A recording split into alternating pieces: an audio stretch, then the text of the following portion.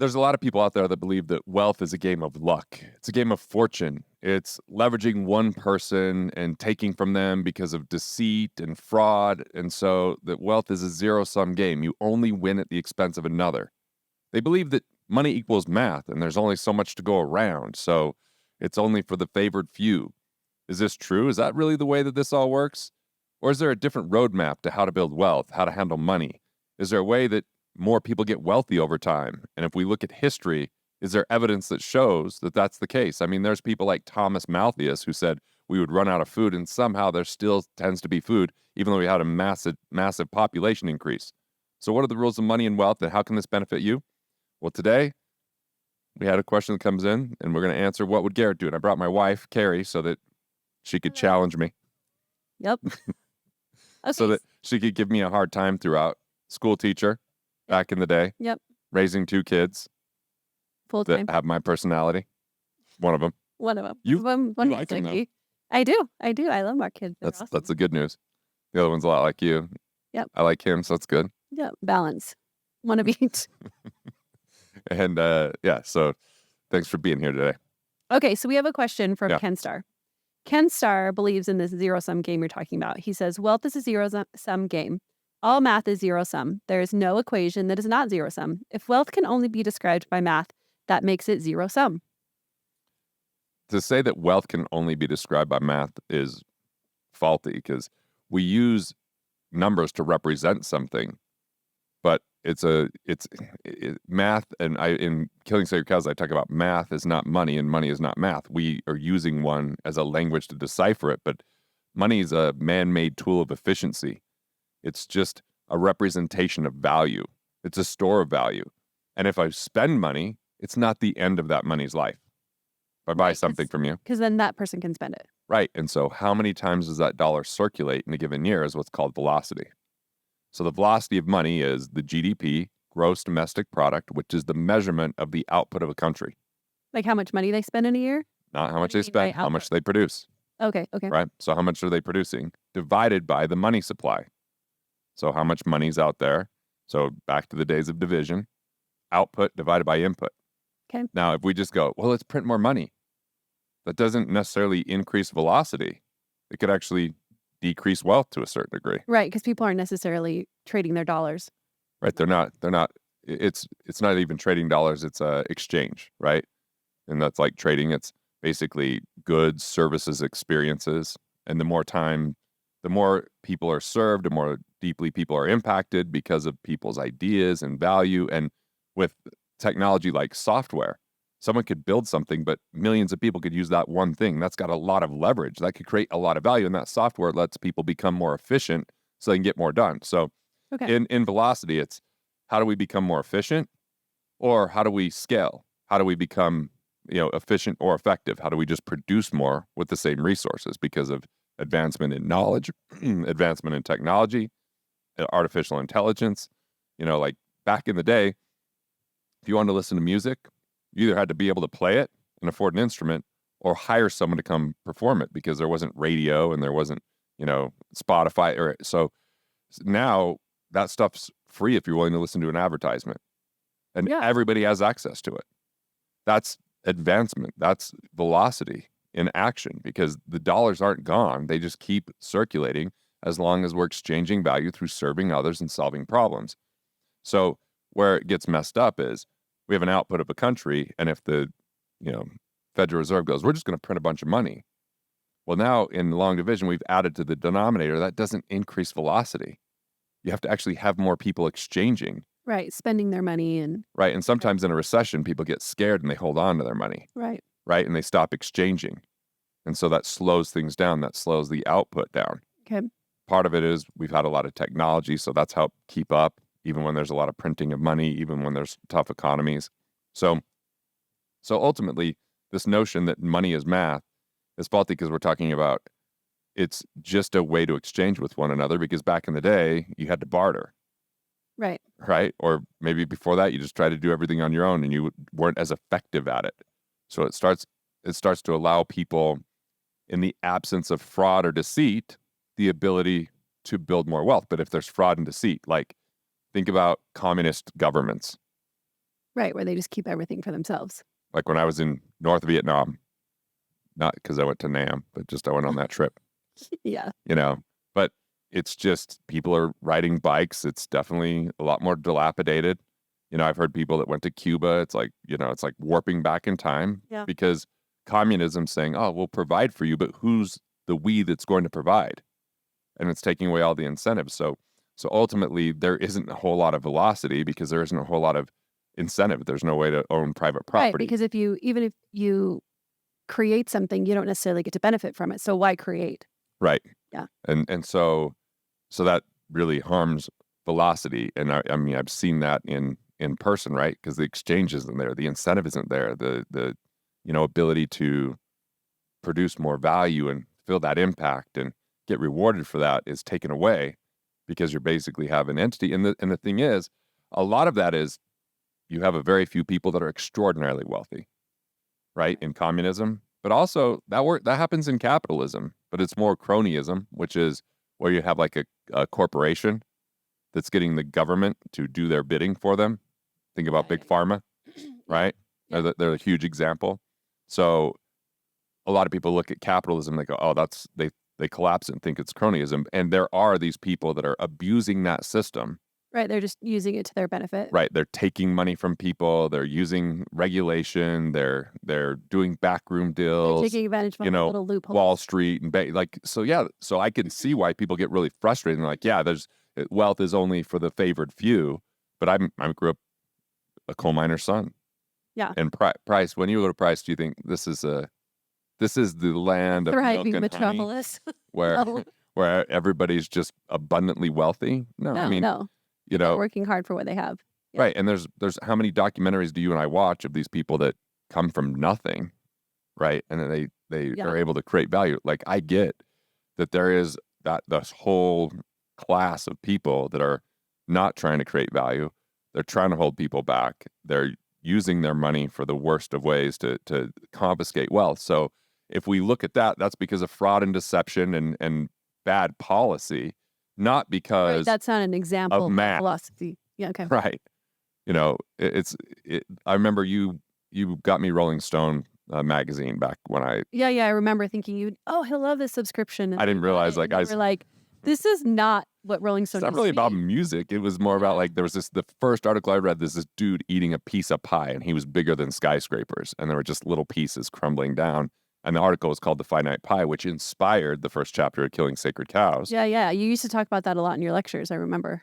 Right, because it's like if there's only so much pie to go around, and everybody takes more than their fair share, there's not enough left for everyone else. That's the belief. There's a zero sum game that sports reinforces. There's a winner and there's a loser, Right. and there's so much of life that people believe. But like, when we look at love and marriage, I mean, that's not a zero sum. We've produced children. Yeah. Us, that was crazy. We grew Yeah, humans. grew humans. So like, there's more, abundance because that we felt a different capacity to love. We have a different experience in life, and yet people believe that in that pie philosophy. But money and pie are definitely not the same thing. Right, but Ken's believing in the pie. Right. He's believing in the pie because he's looking at, from a pessimistic view, the oligarchs and the monarchies and the politicians The and the cronyism. Wall Street and going like, that's the thing. And look, that does absolutely create an unbalanced system that favors people because they're in the power and they suppress others. And that's why you have these people that get so frustrated. Right, that's why they believe that's how the system works. Totally. So, and I get that, but at the same time, I watch it happen every day in entrepreneurship. I Yeah, it's watch almost like you can see it really clearly in, like, smaller businesses because it becomes so apparent.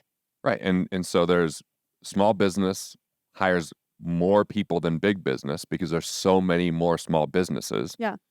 Small business don't have lobbyists and they're not getting politicians to create favor for them. They're just out there doing the best that they can to earn money Yeah, they're providing that value, and so then for they're the getting most part. money in Right. exchange, yeah. So that's built more abundance. So if we look at, what did you have to have monetarily or from a wealth standpoint 100 years ago to live even a quality of life with middle class today?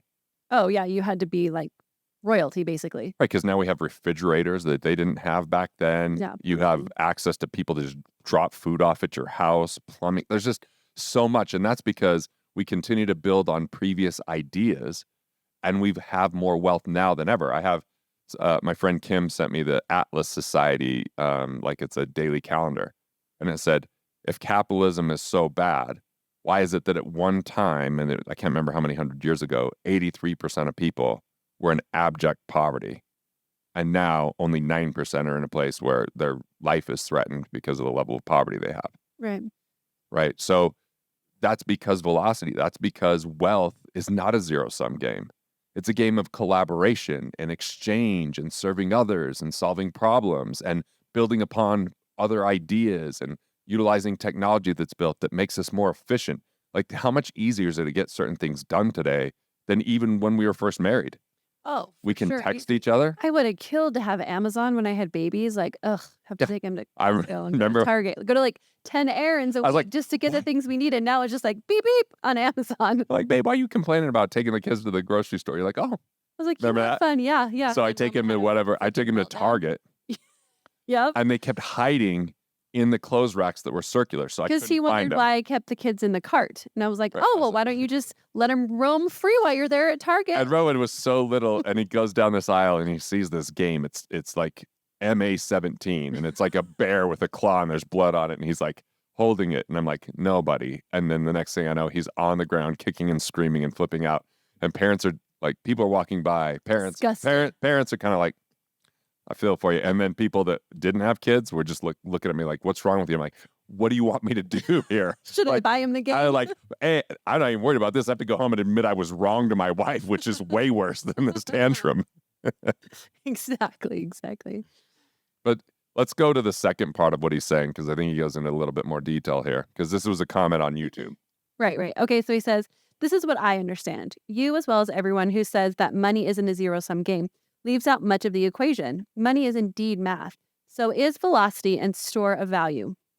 You fool people by delaying the value. Pause for a minute. Can you spend math? No. And if math and money are the same thing, why can't they teach it effectively in schools? I read an article in The Economist that said the younger they were trying to teach kids about money, the worse off these kids ended up being with debt and their finances. If it was just math. Yeah. They would have understood it because kids can understand add and subtract. But there's an energy to money. There's like a belief in our value sometimes based upon the money we have or the power that we, like there's a notion of like, ooh, that's more attractive when you have a certain amount of money. But we don't even know that because some people have a Airbnb that they pretend is their home, or they walk into an airplane that they didn't actually fly on and take pictures like, oh, I'm flying like, yeah, it's like there's deception. There's a lot of deception, and that's the thing that makes the zero-sum game seem real, is all the deception. And then you get pissed off, and then you hear about all these stories of people doing wrong things. And like, look, if the more you know about the Federal Reserve not actually being a government organization that lends money. Yeah, I never knew that until seriously like 10 years ago. Right. So they're private bankers that make way more money than Jeff Bezos, but you don't hear those. You don't hear about it. Right. So I get where the pessimism comes from. Yeah. So let's continue with his question. He says, you fool people by delaying the value that has been stored, as well as completely negate the true value of the goods and services. The true value gets changed in order to feed the greed of the less fortunate. You see, the value rarely ever truly changes. I can't. Full lung breath. The true value gets changed in order to feed the greed of the less fortunate. You see, the value rarely ever truly changes in reality, yet it changes with the mind of those in the position of power. Linear equations have been fused together in order to manipulate the true value via confusion. People in powerful positions also use leverage to manipulate value. I guess you say that doesn't happen either? I obviously know that happens. I mean, I'm more jaded than I would like to admit about politics and about cronyism and about major corporations that influence policy and have lobbyists and what that's done to our food. Even just people in deception in business that you've worked with. It's the same thing. Yeah, and just like what happens with Wall Street, and when you think about the meltdown of 2008 and 2009 and how these companies just absolutely pillaged the American people. Like, absolutely, because of deception, there is problems with this entire thing, and deception destroys velocity, and it unequally puts money in the wrong people's hands. But all wealth is built through unequal exchange. Unequal exchanges. Right, like you said with, you wouldn't buy something for $1 if it was only worth $1 for you. Yeah, that was before we were recording. We were talking about that, Yeah, right? yeah. Mhm. Like, would you trade $1 for $1? And you said no, unless you needed 4 quarters to get something out of the vending machine, then maybe, Right. right? But it's if I'm buying something, it's because I value that something more than the money I have. And someone's selling it because they value the money more than what they have. So I write books. I have plenty of those books. I'm fine getting $20 for the book. The book's worth less than that to me because I wrote it. I know the material. But for someone else who doesn't, might Yeah, be it's worth worth more. way more than 20. So that unequal exchange is what allows us to have more wealth. Unequal exchange. We don't value things the same. Value is perspective. Like, you value Hulu more than I do. Sure do. Like, I'm like, I can't ever find something to watch there. But you're like, no, You're you like, want. "No, I wanna get a subscription because I I wanna see value the shows." HBO Max or whatever the hell they're going to call it now Yeah, yeah. more than you. It's like, it's perspective, right? Like, Yeah. I value, like, there's just certain things. Like, I value really this soft sheets. this right. Oh yeah, like, I value that. I pay way more than I should for something like this that I'm wearing, but it's because it's what I value. Values in the eye of the beholder. The only intrinsic value in this world of people. Nothing like people, animals, intrinsic value, valuable because you're alive. Yeah, because you are. But these things that aren't actually, they're inanimate objects, they're only valuable because of us, because we get utility from them. Yeah. How much utility or value we get is up to us. Right, we put value on things. Right. There's just certain things that, Aaron, our good friend, like, he values fishing and everything fishing more than most other things other than his wife. And it's like, because that's his thing. Yeah, that's what he Right? loves. He values it more than I do. So to think that things have intrinsic value is the problem. So he's saying true value. The value is, what will people pay for it? That's the Right. value. You could put something for $100, but if nobody's gonna pay $100 It's for it, not it doesn't worth work that right. Yeah. And if it's worth more than $100 to you, you wouldn't sell it. You would hold on to it. Right, yeah. And if there's a way that you can spread that value because of leverage, like software. But see, I get where he's coming from a standpoint of fraud, deception. Well, if you watch the news, that's what you see on the news all the time. Right. But It's examples of how many small businesses are reported on the news? How many people that are amazing moms are reported for the things that they're doing for a family? Yeah, no. How much, when we had a family retreat and it made a huge difference for my family, did we report that or write it? Like, there's so much good that happens that no one talks about because bad gets eyeballs. It gets attention. It actually triggers a certain part of the brain that gets people engaged. And then they sensationalize that because of now with social media and everything. So we can find all day long, there's plenty of a-holes in the world that are absolutely trying to confiscate wealth. Yeah. But there's even more people doing the best they can, doing what they can to provide for their family, to provide value, to bring the best of who they are. And I have faith and hope in humanity that there's more good than bad. And even if some of those bad people have a huge amount of power and corrupt the system through politics and through bad philosophies and ideas and through that deception, like, it doesn't mean that money and math are a zero-sum game or that velocity doesn't exist. Right. Did I explain that okay? Yeah. That was good. So how would you say this? Like, how would you answer his questions based upon your verbiage? Well, I mean, the thing that makes the most sense, that simplifies it the most in what you said, is when you're talking about the pie. Yeah. Right? He's looking at it as a pie. There's only this much pie to go. There's only this much money, and that's it. And then once somebody takes 10% of that 10% is gone. And that's not true. But that money's not gone, right? That money still That's what I'm saying. exists. Like, so the thing that made it super easy for me to understand is when you use the pie analogy. Yeah. Ken's looking at it as the pie, and you're saying that's not the pie because there's velocity of money, there's value. And so that makes perfect sense. What he's kind of saying, in my estimation, is when a dollar enters the market, it eventually just ends up in one really wealthy person's bank account. But wealthy people don't just store money in bank accounts. They put it in real estate. They put it in the markets. And that money, when you buy a stock, that money goes to someone else, and then they're using that money. velocity is that exchange that creates wealth. Exchange, unequal exchange. That's the thing that I don't think a lot of people understand is we end up wealthier through that exchange. Yeah, I remember when you guys used to do that at your seminars. Les used to do this whole example with $1. And I remember the first time I saw it, I was like, what? I don't get what he's saying. It took for like 5 minutes of him going over it with whoever was the participant with him. And then I finally got what he was saying, how you only exchange it if it's worth more to you than the dollar you have. And so we have to understand there's mental capital, which is our ideas, knowledge, wisdom, insights, strategies, tools, and relationship capital, people, networks, organizations, mentors, friends, family. And so one time I was in Arizona and I had remember my Nightingale Conant New Rules to Get Rich, those the big, like but it's got tapes CDs in it, and yeah. DVD. No, it was just past the tape time. I'm not that old, and I had workbooks and I remember holding it up and I'm like, I got one of these. You can go online right now and buy it for $200. But I'm going to auction this one off to the highest bidder. Yeah. You know what someone paid for it? $1,000? $2,750. Why would they do that? Because it was worth more to them than the money they had. And why wouldn't they just buy it online? Because they wanted it right then. They wanted to capture it. That could be part of it. There was a bigger reason, though. Other people will see it. You won't because you're married to me. They wanted to get to know me. Oh, they wanted to use it as a way to build a relationship, the relationship capital, because they knew of a room full of 300 people, they would be remembered and have a conversation with me because of the investment they made. I wasn't just doing it to make $2,000 or whatever. I was proving a point that one of the more hidden forms of capital is relationship capital. And, I had a mentor for a long time, Rick. He used to just pay or do donations to get to meet billionaires. So he did this like 15 times. He'd donate so he could sit down and meet with them. Yeah. Because he's like, I want to learn from them. I don't want to build a relationship with them. Yeah, I want to have a chance to ask them questions and have them know who I am so that we can have a relationship.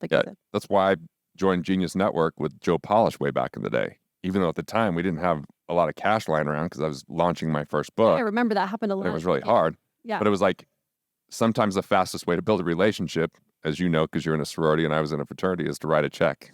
It's just because you're now in an organization. Well, you have access that you didn't have before. Right, but that relationship capital doesn't always require payment. Sometimes it just requires creating value for someone. Like I remember getting invited to speak at an event and I was like, how do I add more value to the person? And I was like, hey, you're hosting this at this amazing place. He's like, yeah, it's my house. It was like a big mansion. I said, are you using the Augusta rule? And he's like, what's that? I'm like, well, you can rent this 14 times a year to your business and it's a tax write-off.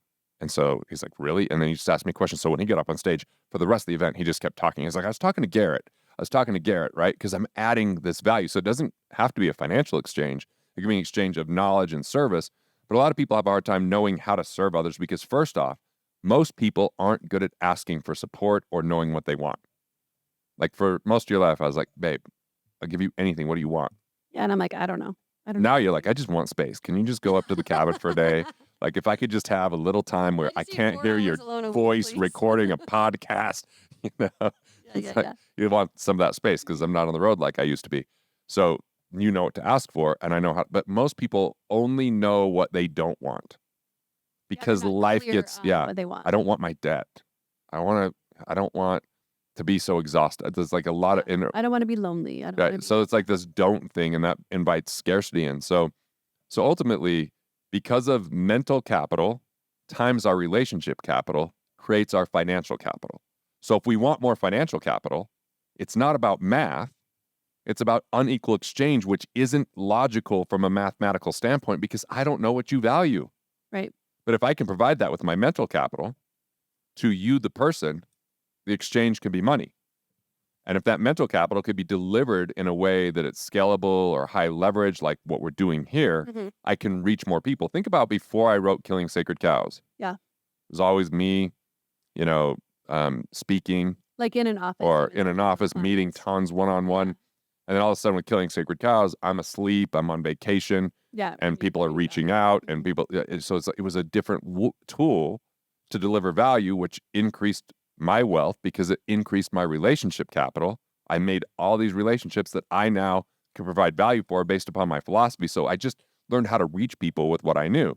Most people are stuck in time for money, and that time for money is very limited. It has a very limited upside, especially physical type stuff. You only have so much time in a day. And when you sit there and watch the news and you hear about, the next person that's, become a billionaire, and you look at them and you hear stories about the way they got there. It was maybe you know through whatever, who knows, controversy or whatever, which I think is more rare for those billionaires. I think a lot of them they just created massive amounts of value and high scale. They just solved a massive problem. Right. But there is the frustration of like a politician enters worth very little money and then leaves worth tens of millions of dollars. Okay, that's a problem. Yeah.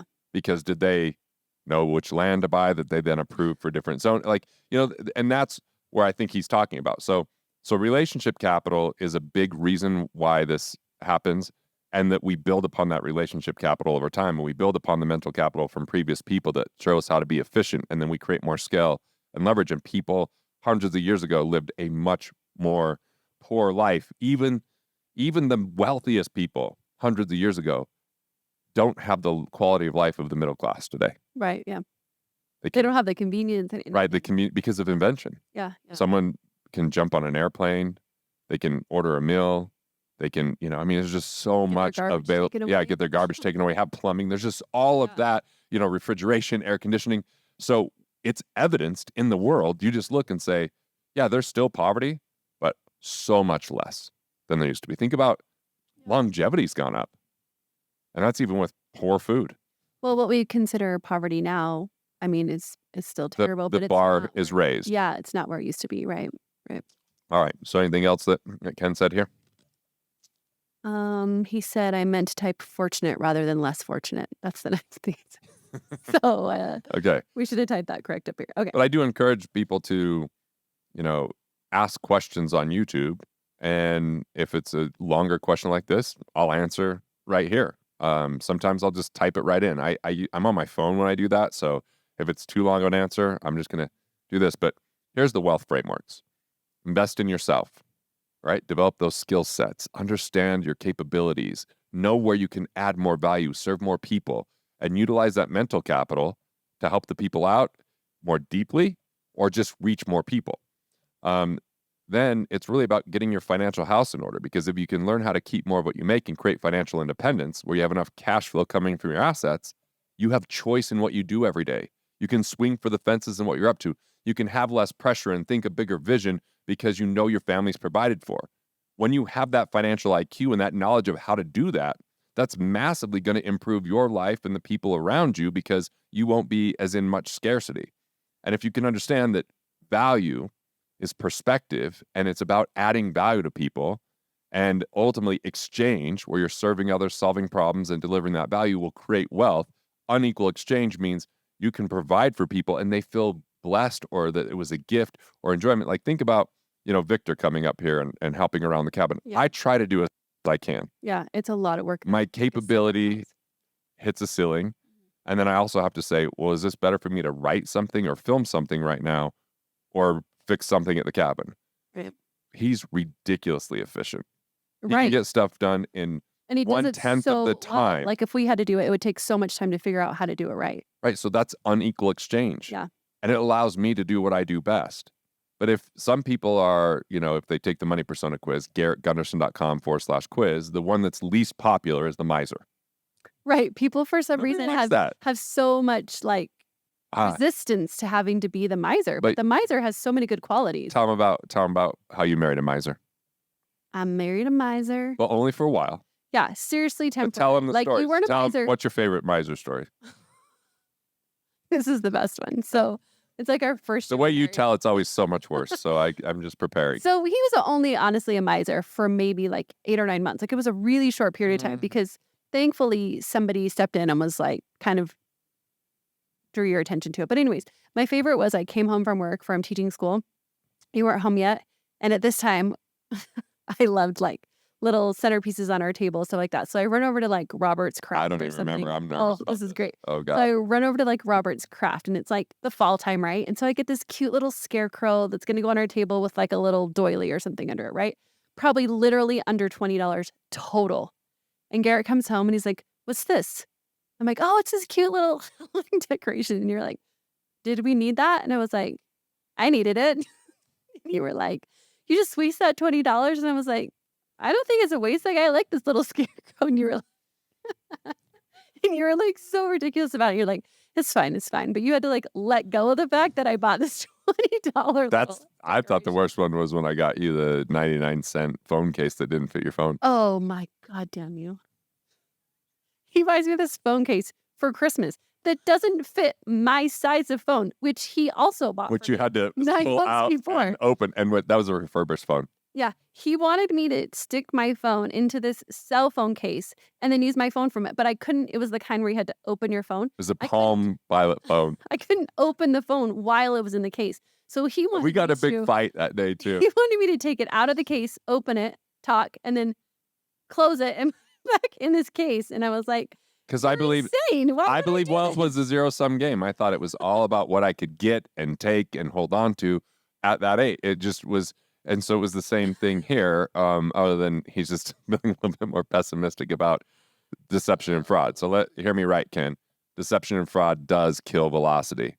And if these people just hoarded all the dollars, which they're not, they're buying assets. Unfortunately, they're not always ethical about it. You got to realize that we still have all these people that we could exchange value with and deliver that value and serve them and improve their lives. And that could create more wealth for everybody involved. To think it's just a zero-sum game, why try? That's just, it's not sports. Just like we talked about with pie, it's an infinite pie. It just keeps, replenishing. Like, because even if you're eating vegetables keep growing out of the ground. Yeah. Even if you're eating animals, they still reproduce. Right. So it's not finite. That's the thing. Any last comments from you making fun of me being a miser? No. Any more favorite miser? Any more good miser stories? No, just thankfully it was super short-lived and we got to move on to having a really fun life. But I remember when I told you what the budget was for the apartment. Oh my gosh, when we got married, I was like, I gotta go. When we were getting married, I'm like, I gotta go get our apartment that we're gonna move into when we get married. He's like, okay, here's the budget. It was like $450. And I look at my mom and my mom's like, I don't think that's going to work. And I was like, well, we'll just go check it.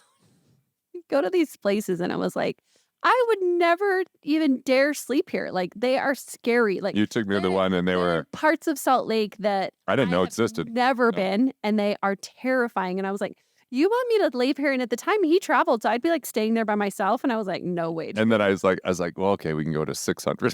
Yeah.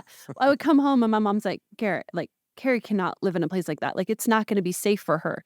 And you're like, okay, let's go to 600. I think we ended up at 690 and it was a pretty great place. It was it wasn't too bad. But remember how small our TV was in our bedroom? Oh my God. It was my like old this TV big, from college. And we didn't have a remote, so you had to get up and turn it off. I had to get up because he'd fall asleep. And then the MASH music would click on, and it'd be the worst so music on a Sunday loud. night too. So I'd have to get up, turn it off, go lay back down because Garrett was not going to. You guys remember the MASH music? Yeah, actually, I kind of like that song, but I didn't. It brings me back to that memory so clearly. It reminded me of being a kid and not having my homework done, and it was school on Monday, so it like triggered that. Like, I'm not prepared. But it was every night. MASH is every night. It was every night. I just remember it on Sunday nights because I don't know. All right, so look, is wealth a zero-sum game? What do you think? I'd like to hear about it in the comments. Check out your money persona quiz, GarrettGunderson.com/quiz. Are you a miser, conservative, striver, or high roller? And guess what? There's a positive side to each of those, and there's an equation of how you get there. But if you believe in zero-sum game, you'll never get there because it's a game of collaboration and co-creation. It's a game of value exchange and understanding that value is perspective. And when you understand what is it that people want, what is it that they like, and you can provide that for them, they can benefit from that and be wealthier because of what you provide in the world. So thanks for watching. Ask more questions. I'd love to answer them for you. Carrie, thanks for being here today. Appreciate it. And I'm sure that you'll be sharing more terrible stories soon. Yes, I will. Hey, thanks for watching. I appreciate it. And if you're enjoying these videos, well, there's good news. More where that came from. So go ahead and click through and watch the next video now.